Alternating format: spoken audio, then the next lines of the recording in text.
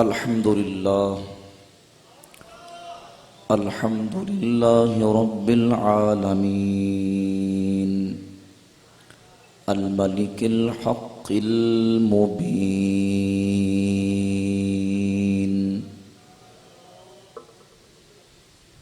والصلاة والسلام على سيدنا ومولانا محمد طه الأمين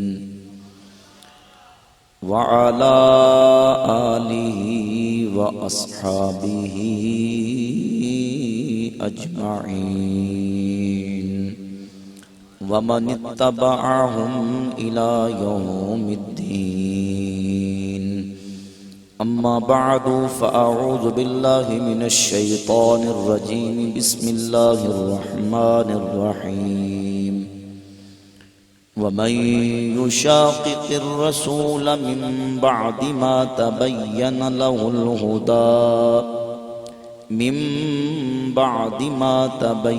له الهدى ويتبع غير سبيل المؤمنين نوله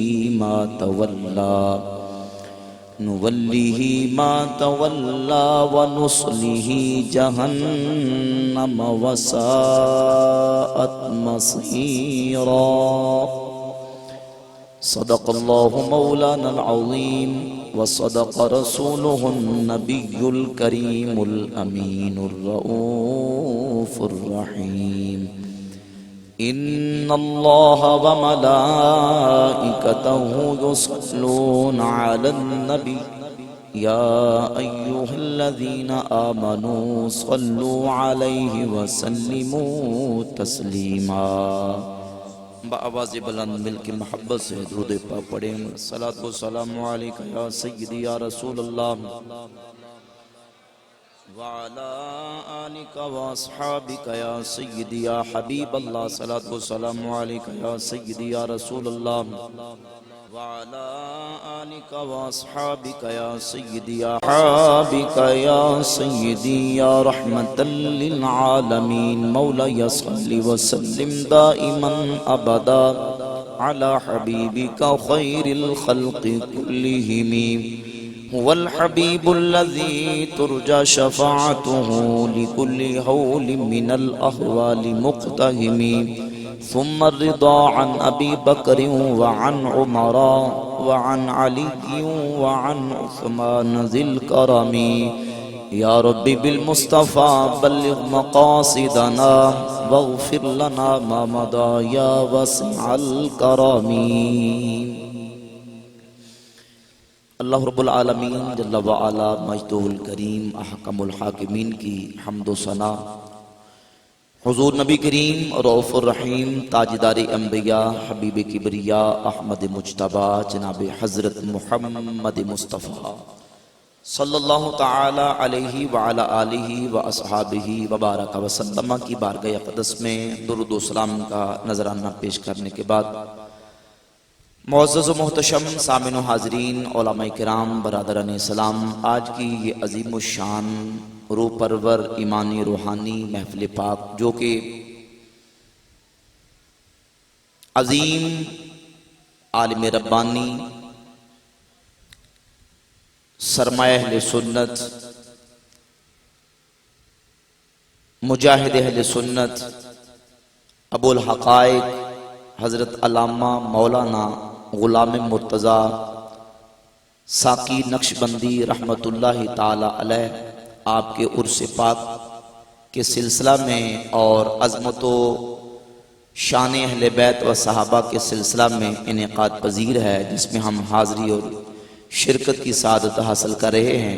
آج کی یہ عظیم الشان عرس پاک کی اور عظمت صحابہ و اہل بیت کی اس تقریب جس میں ہم حاضری اور شرکت کی سعادت حاصل کر رہے ہیں، کثیر تعداد میں علماء کرام بھی تشریف فرما ہے. اور آج کی یہ محفل پاک جانشین ابو الحقائق حضرت مولانا صوفی طارق محمود ساقی صاحب حافظہ اللہ آپ کے زیر صدارت اور عالم نبیل فاضل جلیل سرمایہ اہل سنت پاسبان مسلک رضا حضرت علامہ حضرت مولانا ابو حذیفہ محمد کاشف اقبال مدنی دامت برکاتہم العالیہ آپ کے زیر سایہ اور زیر صدارت انعقاد پذیر ہے۔ اللہ رب العزت جل وعلا مجدہ الکریم ہماری حاضری کو اپنی بارگاہ میں شرف قبولیت عطا فرمائے۔ ہم اہل سنت و جماعت افراط و تفرید سے، غلو و تنقید سے، شخصیت پرستی سے، پیر پرستی سے، استاذ پرستی یا مولویت پرستی سے اللہ نے ہمیں عقیدے کے اعتبار سے پاک رکھا ہے۔ ہم عقیدے کے دلائل اور عقیدے کو اپنی اہل سنت کے جس منہج کے ذریعے سے لیتے ہیں، اگر اس منہج اہل سنت کو بغور اس پر غور و فکر کیا جائے تو اللہ رب العزت کے فضل و کرم سے قرآن و سنت کی روشنی سے یہ منہج ہمیں جو ملا ہے بڑا متوسط، بڑا مقتصد اور بڑا معتدل یہ منہج ہے۔ ہم سب سے پہلے دین کے دلائل اللہ کے قرآن سے لیتے ہیں۔ سبحان اللہ کہتے ہیں۔ بس اب جتنے اہل سنت کے مخالف دڑے اور فرقے ہیں ان کے اندر خرابی یہ ہے کہ وہ بے اعتدالی کا مظاہرہ کرتے ہیں، اپنی خواہشات کے پیچھے چلتے ہیں۔ میں آپ کو اس کی مثالیں انشاءاللہ قرآن و سنت سے پیش کروں گا کہ کس طرح افراط و تفرید کا مظاہرہ اہل سنت کے مخالف دڑوں اور فرقوں نے کیا۔ لیکن اگر ہم دلائل حقائق کو پوری گہرائی اور ڈیپتھ تک جا کے دیکھیں گے تو اللہ کی رحمت سے آپ کو عقیدہ اہل سنت کی حقانیتی آشکار ہوتی نظر آئے گی۔ ہم سب سے پہلے عقیدہ قرآن سے لیتے ہیں، توجہ کیجئے، قرآن کے بعد رسول اللہ کے فرمان سے، صحابہ اہل بیت امت کے اجماع سے، اور پھر جو بات اجماع سے بھی آگے چلی جائے تو ایک طرف امت کا جمہور کھڑا ہو اور ایک طرف شاذ اور مردود قسم کی بات اور قول ہو، ہم اس شاذ، نادر اور مردود بات کو ریجیکٹ کر دیتے ہیں اور دامن جمہور کو مضبوطی سے پکڑ لیتے ہیں۔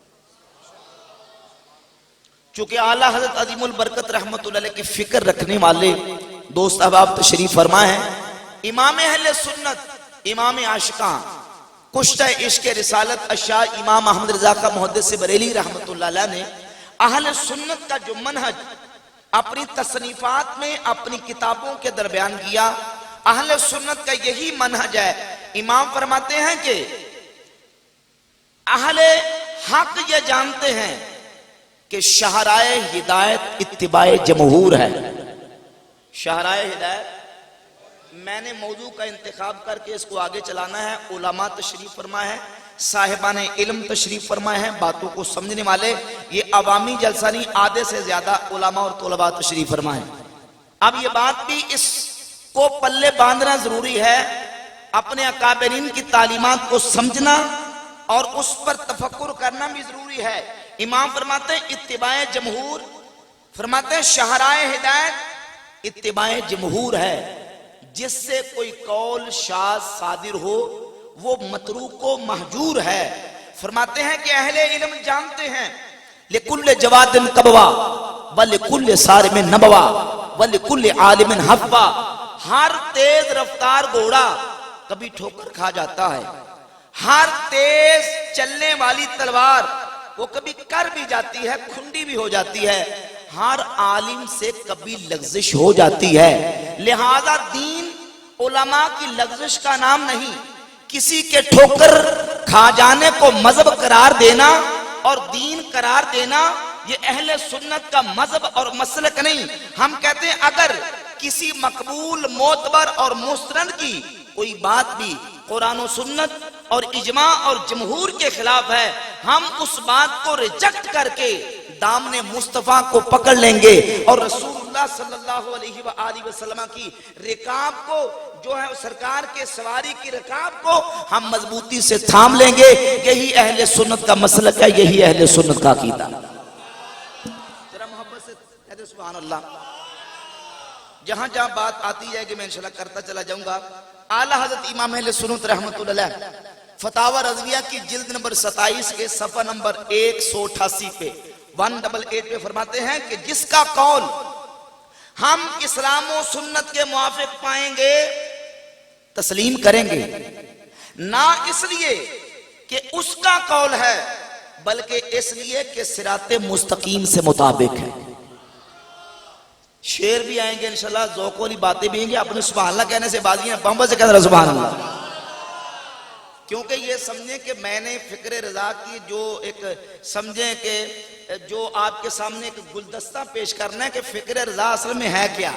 یہ شعر پڑھنا تو آسان ہے کہ انہیں جانا انہیں مانا، نہ رکھا غیر سے کام، لیکن اس کے مطابق عمل کرنا اور پورا اترنا بڑا مشکل ہے، کیونکہ اس دور میں، اس پرفتن دور میں حالات یہ بن چکے ہیں، فکر رضا کا جھنڈا، فکر رضا کا علم تو آپ کو ہر دوسرا بندہ اٹھائے نظر آتا ہے، لیکن فکر رضا یہ نہیں ہے کہ جب شخصیت کی بات آ جائے تو عقیدہ قربان کر دیا جائے، جب پیر کی بات آ جائے تو عقیدہ پسے پش ڈال دیا جائے، جب مولوی یا مفتی کی بات آ جائے تو عقیدہ وہ پیچھے پھینک دیا جائے، شخصیت پرستی کی بات آ جائے تو عقیدہ پیچھے چلا جائے۔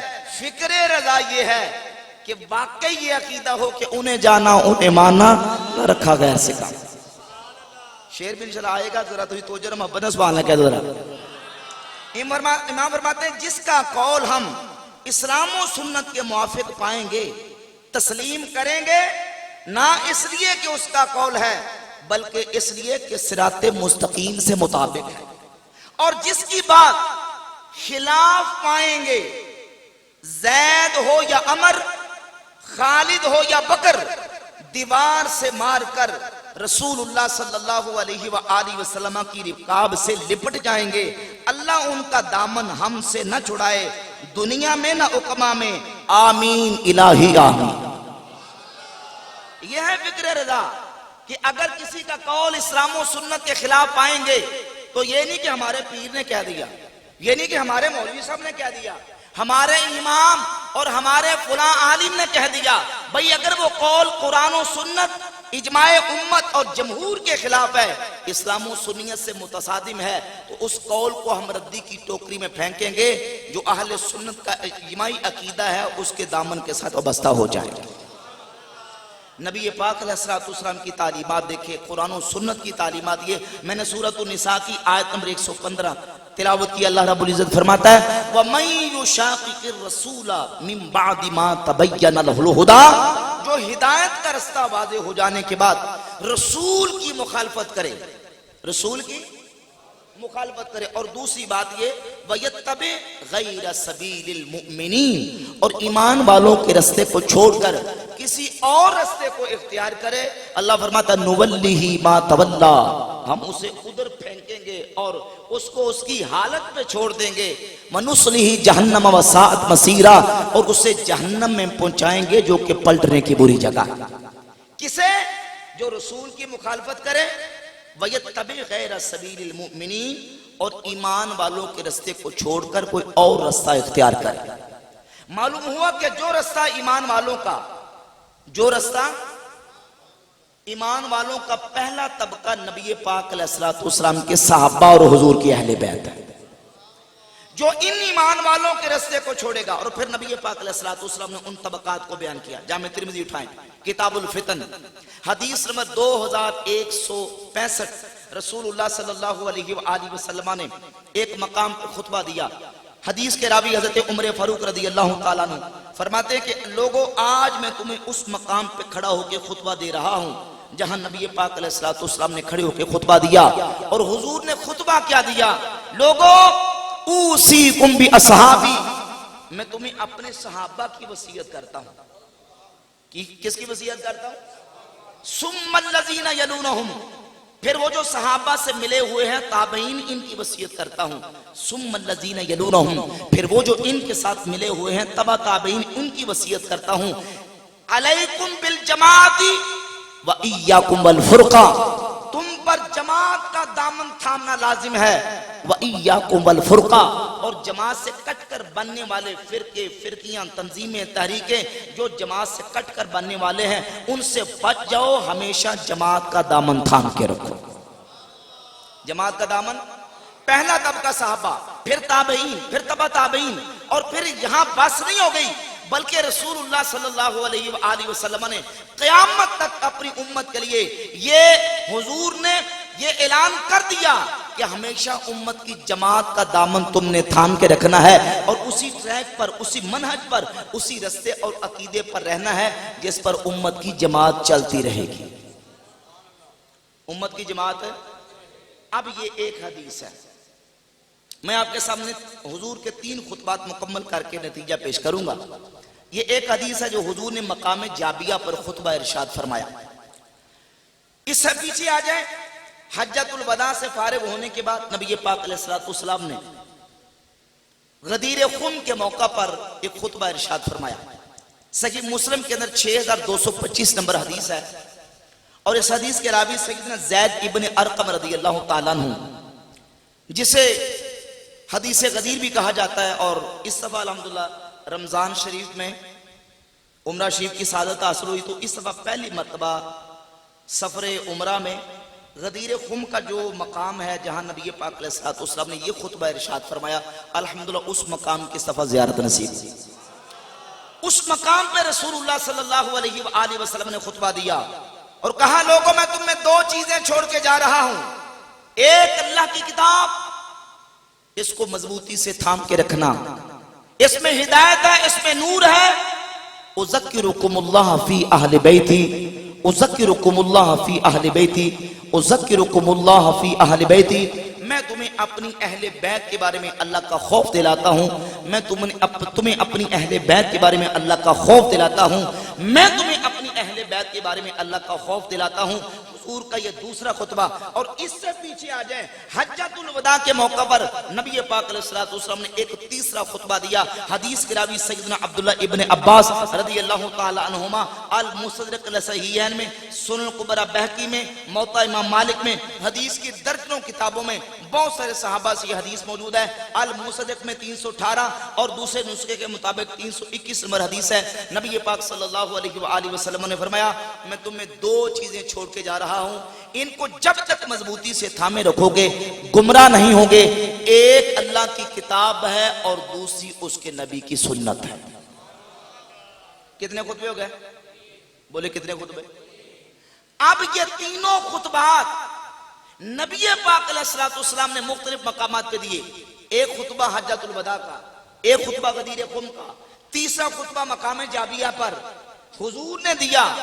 حضور نے اپنی امت کو قرآن کے ساتھ جوڑا، سنت کے ساتھ جوڑا، صحابہ کے ساتھ جوڑا، اپنی اہل بیت کے ساتھ جوڑا۔ جنہوں سمجھ آئیو سبحان اللہ گاج کے کہتے ذرا محبت۔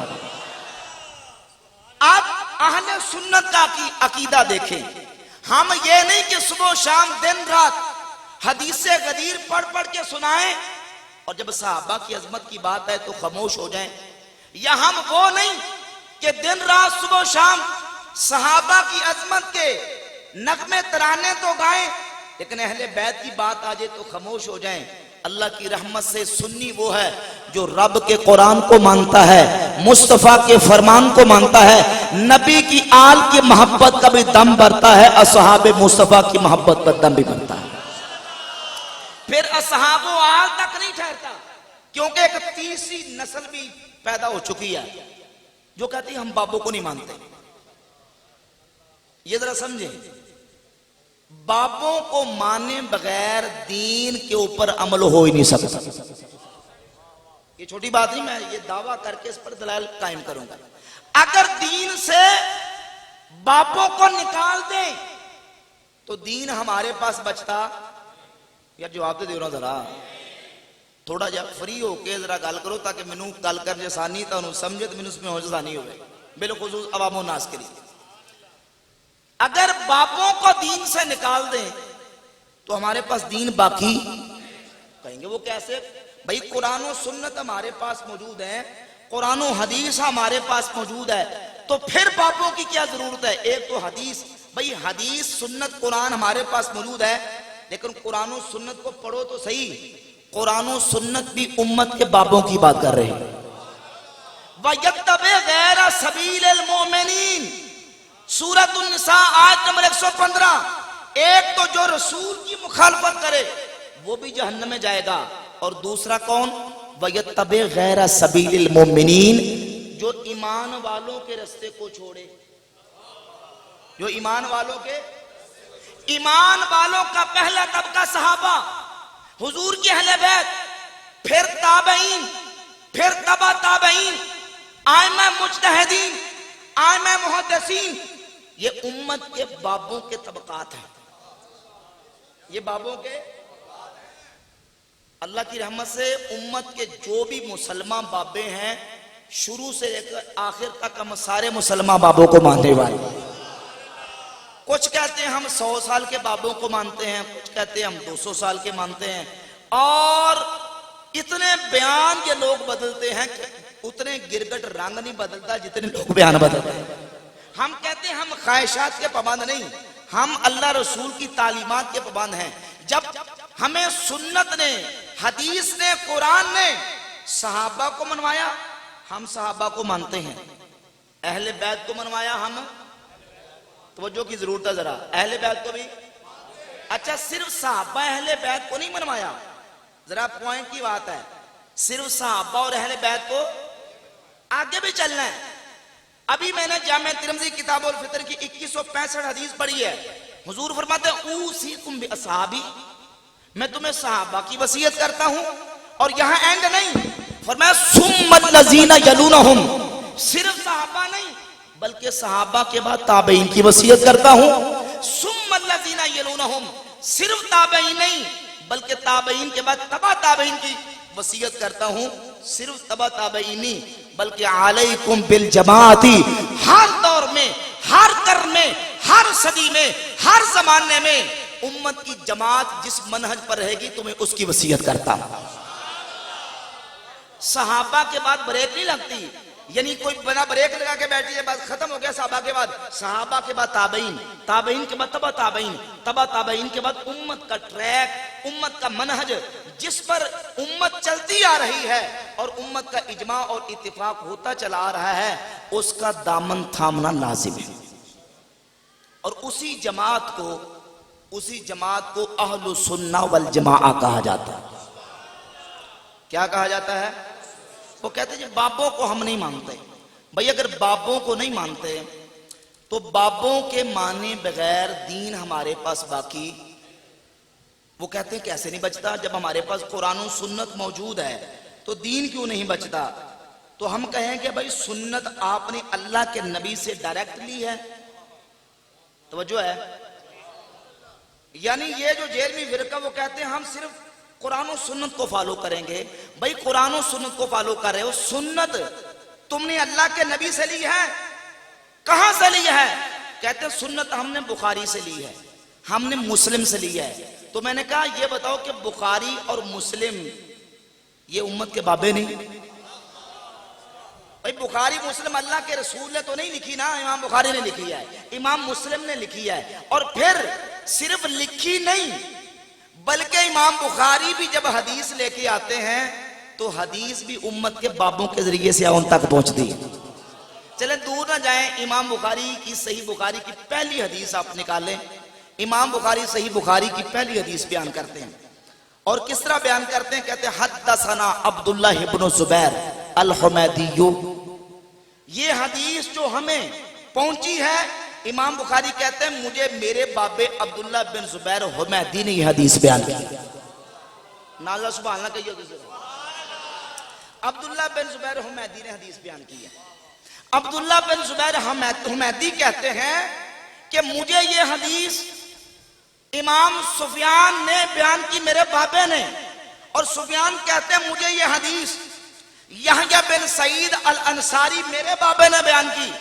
یحییٰ بن سعید الانصاری کہتے ہیں مجھے یہ حدیث محمد بن ابراہیم تیمی میرے بابے نے بیان کی۔ وہ کہتے ہیں مجھے میرے بابے علقمہ بن وقاص لیثی نے بیان کی۔ علقمہ بن وقاص لیثی کہتے ہیں میں نے حضرت عمر فاروق سے سنا، حضرت عمر کہتے ہیں میں نے اللہ کے رسول سے سنا، حضور فرماتے ہیں انما الاعمال بالنیات، اعمال کا دار و مدار نیتوں پر ہوتا ہے۔ یعنی امام بخاری سے لے کر رسول اللہ صلی اللہ علیہ وآلہ وسلم کی ذات اقدس تک امام بخاری کو بھی وہ حدیث پہنچی ہے تو اپنے بابوں کے ذریعے سے پہنچی ہے. چلو یہ بابے درمیان میں سے ختم کر دو، ان بابوں کو درمیان میں سے نکال دو تو حدیث ہمارے پاس باقی بچے گی. کیونکہ حدیث دو چیزوں کا نام ہے. کتنی چیزوں کا؟ سند اور متن. راویوں کی یہ جو چین ہے کہ امام بخاری عبداللہ بن زبیر حمیدی سے، وہ سفیان ثوری سے، وہ یحییٰ بن سعید الانصاری سے، وہ محمد بن ابراہیم التیمی سے، وہ علقمہ بن وقاص لیثی سے، وہ حضرت عمر فاروق سے، یہ جو پوری چین ہے اس کو سند کہا جاتا ہے. پھر حدیث کا اگلا حصہ جو ٹیکسٹ ہے انما الاعمال بالنیات، اس کو متن کہا جاتا ہے. متن اور سند ملے اس کو حدیث کہا جاتا ہے. حدیث متن اور سند دونوں کو کہا جاتا ہے. اگر ہم تک حدیث سند باقی نہیں تو حدیث باقی نہیں. حدیث بھی ہم تک پہنچی ہے تو امت کے بابوں کے ذریعے سے پہنچی. اگر امت کے بابوں کو درمیان میں سے نکال دیں تو حدیث ہمارے پاس بچتی. کس حدیث کی بات کرتے ہیں آپ؟ کس کتاب کی بات کرتے ہیں؟ حدیث کی جو کتاب بھی آپ اٹھا کر دیکھیں گے اور جو بھی حدیث اٹھا کر دیکھ لیں گے، ہر کتاب اور ہر حدیث ہم تک پہنچی ہے تو امت کے بابوں کے ذریعے سے پہنچی. لہذا بابوں کے بغیر دین ہم تک باقی بچتا. یہ الگ بات ہے کہ پھر آگے وہ ونڈ کر لیتے ہیں، کہتے ہیں یہ ہمارے بابے ہیں، یہ تمہارے بابے ہیں. ہم کہتے ہیں جن جن کے اوپر امت نے اجماع اتفاق کر لیا اللہ کے فضل و کرم سے وہ سارے ہمارے بابے ہیں. وہ سارے ہمارے. دیکھیں چیزیں ثابت ہوتی ہیں. نمبر 1 قرآن سے، نمبر 2 حدیث سے، نمبر 3 امت کے اجماع سے. کہتے ہیں ہم داتا صاحب کو کیوں مانیں، ہم غوث پاک کو کیوں مانیں؟ داتا صاحب اور غوث پاک کا قرآن پاک اور حدیث میں ذکر آیا ہے. توجہ کیجئے ذرا، یہ مغالطات ہیں، یہ ان کے عامت الورود مغالطے اور دھوکے ہیں جو دے کے لوگوں کو گمراہ کرنے کی کوشش کرتے ہیں. یعنی اس کا مطلب یہ کہ جس طرح زبان درازی ہوتی ہے امت کے اولیاء پر کرتے چلے جاؤ. کہتے ہیں قرآن و حدیث میں داتا نہیں بھیری اور غوث پاک کا نام تو آیا کوئی نہیں، لہذا ان کو ماننا بھی ضروری نہیں ہے. ان کو ماننا کہتے ہیں ضروری. اچھا سوال یہ پیدا ہوتا ہے کہ داتا صاحب کا نام تو نہیں آیا، تو امام بخاری کا نام قرآن کے کس سپارے میں آیا ہے؟ امام مسلم کا نام قرآن کی کس صورت میں آیا ہے؟ یہ جو دن رات صبح و شام کہتے ہو بخاری مسلم، امام بخاری مسلم کا قرآن کی کس آیت میں نام آیا ہے؟ کس حدیث میں رسول اللہ نے نام لے کے امام بخاری مسلم کی بزرگی کو بیان کیا ہے؟ چلے آگے چلتے جائیں. امام زین العابدین، امام محمد الباقر، امام جعفر صادق، امت کے وہ مسلمہ بزرگ اور بابے جن کی بزرگی کے اوپر امت کا اجماع اور اتفاق ہو چکا ہے، ان کی بزرگی اگر قرآن و سنت کے اندر نام لے کے ذکر نہیں آیا تو اللہ کے فضل و کرم سے ان کی بزرگی پر امت نے اجماع اور اتفاق کیا ہوا. ہم کہتے ہیں جو کرائٹیریا ان اولیاء اور امت کے بزرگوں کو ماننے کا ہے وہی کرائٹیریا اور وہی معیار ہر بزرگ کے لیے ہوگا جس کی بزرگی کے پر امت نے اجماع اور اتفاق کر لیا. اللہ کے فضل و کرم سے ہم ڈنکے کی چوٹ پہ ان کی بزرگی کو مانتے ہیں اور ان کی ولایت کو مانتے ہیں. اب داتا علی جوہری ہوں یا غوث پاک ہوں، یہ امت کے وہ اولیاء اللہ ہیں جن کی ولایت پر امت نے اجماع اور اتفاق کیا ہوا. ذرا محبت سے کہتے ہیں سبحان اللہ. تو بات میں کر رہا تھا کہ اہل سنت کا جو منہج ہے وہ قرآن، سنت، اجماع امت، اور پھر آگے وہ جو مسائل جن مسائل کے اندر اختلاف آ جائے، اگر کوئی شاذ، کوئی مردود، کوئی نادر قول جمہور کے مقابلے میں ہو تو ہم جمہور کا دامن تھام کے رکھیں گے. اس شاذ قول کی بنیاد پہ نہ تو جمہور کا دامن چھوڑیں گے نہ اجماع امت کا دامن چھوڑیں گے. آج ایک پورا طبقہ کھڑا ہو چکا ہے جو سنیت کا نام لیتا ہے، اپنے لیے ٹائٹل اور لیبل اہل سنت کا استعمال کرتا ہے، لیکن مردود قسم کے، شاذ قسم کے وہ اقوال اور اس طرح کی چیزیں لا کے اہل سنت کے مسلمہ، مجمع علیہ اور مسلمہ اور متفقن علیہ جو عقائد و نظریات ہیں ان میں رکھنا ڈالنے کی کوشش کرتے ہیں. لیکن یہ بات یاد رکھیں، اللہ کے فضل و کرم سے ہمارے امام اعلیٰ حضرت عظیم البرکت مجدد دین و ملت شاہ امام احمد رضا خان محدث بریلوی رحمت اللہ علیہ نے ان کے سارے چور دروازے 100 سال پہلے بند فرما دیے. سارے چور دروازے، چاہے وہ افضلیت کا مسئلہ ہو یا عظمت صحابہ کا مسئلہ ہو، جتنے ناسبیوں کے چور دروازے ہیں وہ بھی امام نے بند فرما دیے، اور جتنے رافضیت کے چور دروازے ہیں میرے امام نے وہ بھی سارے بند فرما دیے. اب جتنے اس طرح کے باغی سرکش لوگ ہیں ان کا پہلا سٹیپ، پہلا زینہ یہ ہوتا ہے، یہ بات ہر بندے کو پلے باندھ لینی چاہیے. سب سے پہلا سٹیپ ان کا یہ ہے کہ اعلیٰ حضرت سے اختلاف. اعلیٰ حضرت سے اختلاف، کہتے ہیں وہ کوئی نبی تھوڑی ہے. تو بھائی نعوذ باللہ کس نے کہا کہ وہ نبی ہیں؟ علیہ باللہ تعالی، وہ ہمارے امام ہیں، اور سروناو کے امام نہیں، منطق فلسفہ کے امام نہیں، اعلیٰ حضرت رحمت اللہ علیہ ہمارے عقیدے کے امام. گاج کی قدرہ سبحان اللہ، عقیدے کے امام. اور امام نے جو عقائد اہل سنت کی تشریح کی ہے، اب اس کے بعد کوئی کہے کہ کوئی کمی یا کجی یا کوئی ٹیڑھا پن کو رہ گیا ہے تو پھر اس کی اپنی قسمت کی بات ہے. میرے امام نے اللہ کے فضل و کرم سے کانٹے کی تول پہ اہل سنت کا اس طرح عقیدہ بیان کیا ہے کہ ناسبیت کو بھی پورے دفعہ فرما دیا ہے، رافضیت کو بھی دفعہ فرما. جب مولا علی کی شان بیان کرتے ہیں، جب عظمت مولا علی بیان، میں یہاں سے شروع کر دیتا ہوں، جب مولا علی کی عظمت بیان کرتے ہیں تو فرماتے ہیں کہ علی پاک کی عظمت و شان یہ ہے. اب کوئی اگر یہ کہے کہ حضرت امیر معاویہ اور حضرت علی دونوں برابر تھے، دونوں کا مقام ایک تھا، دونوں فضیلت میں ایک جیسا رتبہ رکھتے ہیں، تو امام فرماتے ہیں ایسی بات ہے، یہ اہل سنت کا منہج ہے. سنیے، فرماتے ہیں کہ حضرت امیر معاویہ کی عظمت و شان کا گھوڑا تیز رفتار برکردار 500 سال تک دوڑتا رہے تب بھی مولا علی کی عظمت تک نہیں پہنچ سکتا. فرماتے ہیں 500 سال، کتنے سو سال؟ 500 سال تیز رفتار برکردار گھوڑا دوڑتا رہے عظمت و شان معاویہ کا، تو حضرت علی کا مقابلہ. اور ایک اور جگہ پہ اعلیٰ حضرت رحمت اللہ علیہ نے مولا علی کی فارسی میں منقبت لکھی تو امام فرماتے ہیں کہ رسد مولا بمہرے تاب ناقت نجم شام، کہ رسد مولا بمہرے تاب ناقت نجم شام، گرچہ بصحبت او صبح انور. اب اعلیٰ حضرت کا تخیل دیکھیں، میرے امام کا تصور دیکھیں، توجہ کریں. اب جو شاعر شعر لکھتا ہے تو اس کے استعارات ہوتے ہیں، تخیل ہوتا ہے.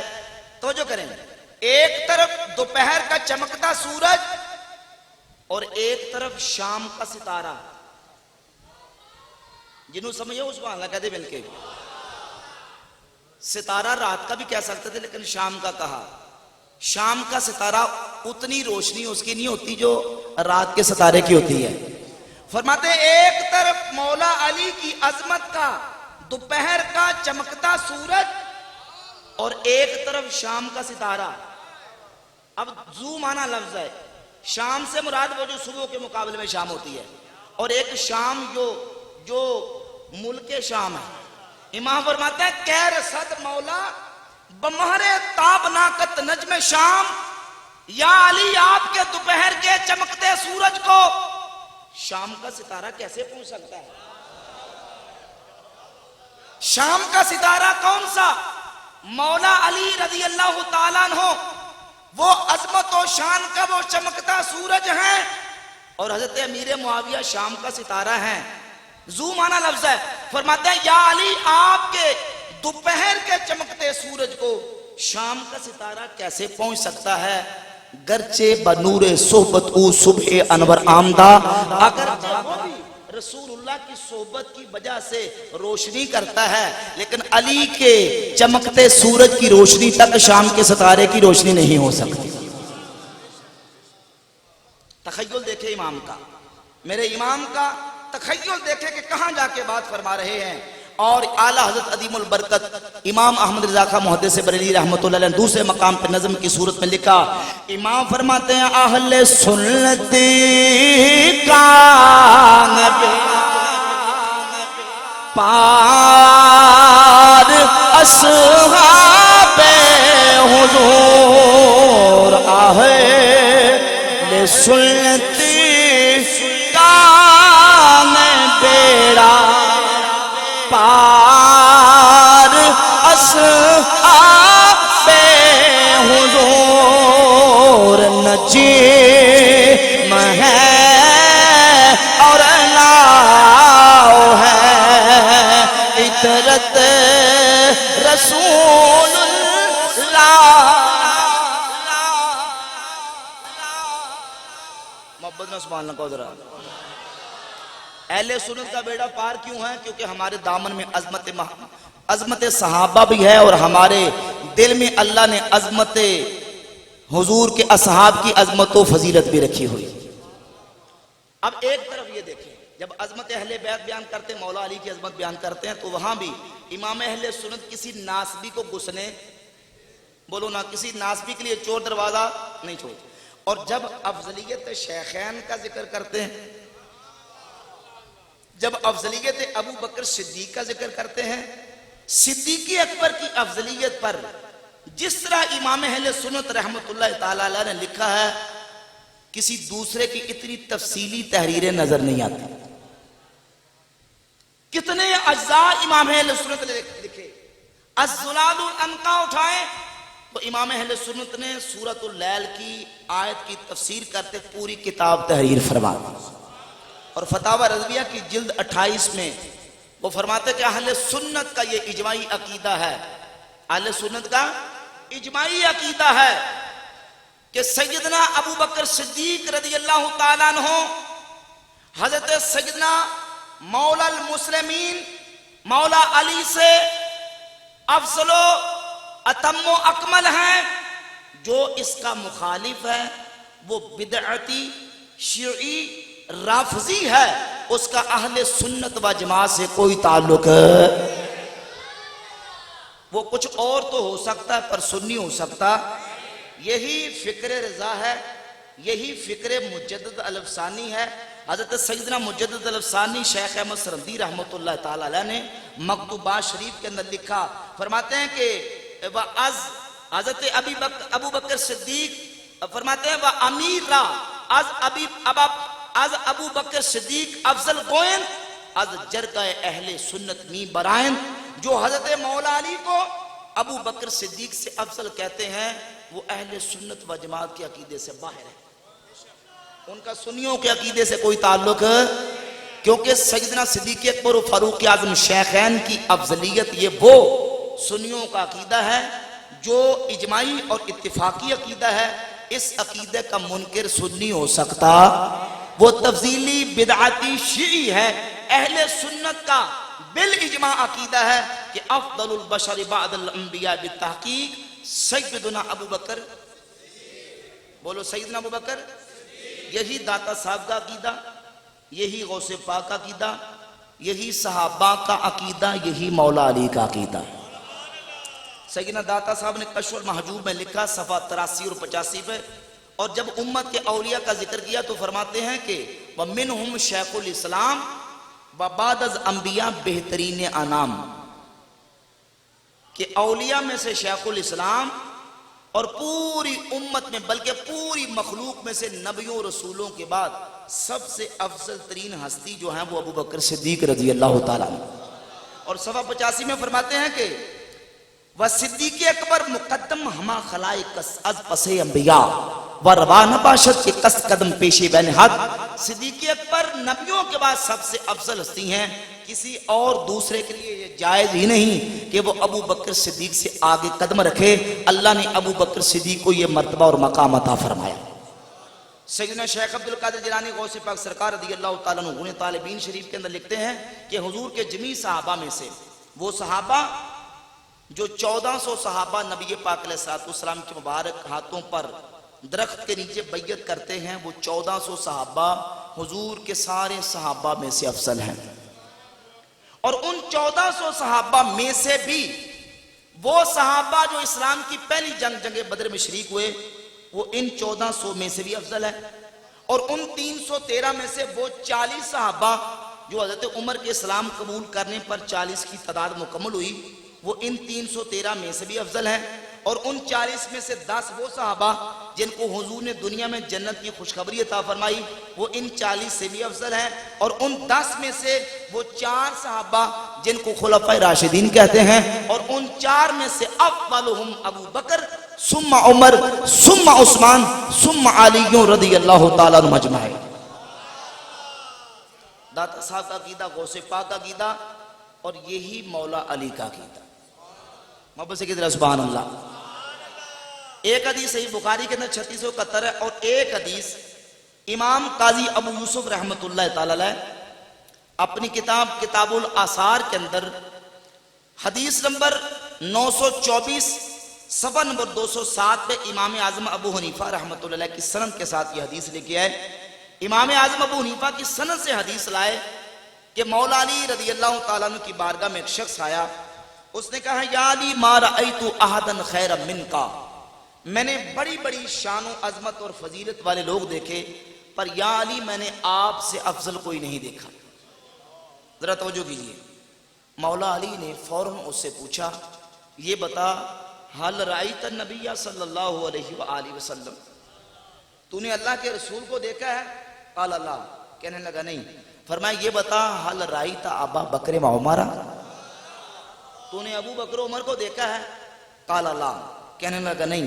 فرمایا سن لو اخبرتنی انک رأیت النبی صلی اللہ علیہ وآلہ وسلم ضربت عنقک، اگر تو یہ کہہ دیتا کہ میں نے اللہ کے نبی کو دیکھا ہے میں تیری گردن اڑا دیتا، کیونکہ تو نے مجھ سے افضل ہستی اللہ کے رسول کو دیکھا ہے۔ ولو اخبرتنی انک رأیت ابا بکر و عمر لاوجعتک عقوبۃ، اور اگر تو یہ کہتا کہ میں نے ابو بکر و عمر کو دیکھا ہے میں تجھے پھر بھی سخت سزا دیتا، کیونکہ ابو بکر بھی مجھ سے افضل ہے، حضرت عمر بھی مجھ سے افضل۔ یہ مولا علی کا عقیدہ ہے۔ اس لیے ہم کہتے ہیں چاروں یاری نبی دے عاشقی، کوئی نہیں ہے نا چارہ برگا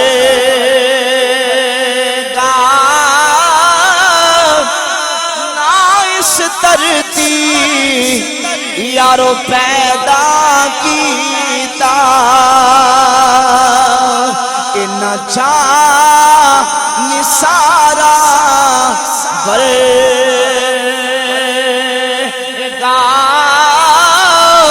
نہ کوئی ہویا نا کوئی ہو سی،